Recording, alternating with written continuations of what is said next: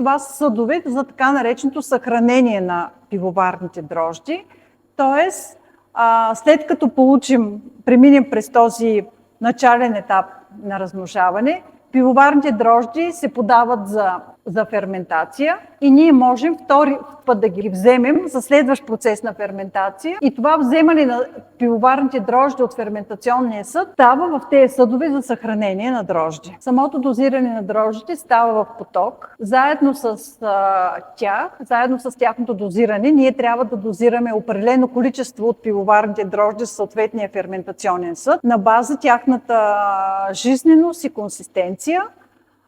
За да започне процеса на ферментация, освен пивоварните дрожди, е нужно и определено количество кислород, т.е. става така нареченото аериране на пивната мъст. Заедно с аерирането на пивната мъст се подават пивоварните дрожди и така пивната мъст постъпва в ферментационните съдове за процеса на ферментация и доферментиране.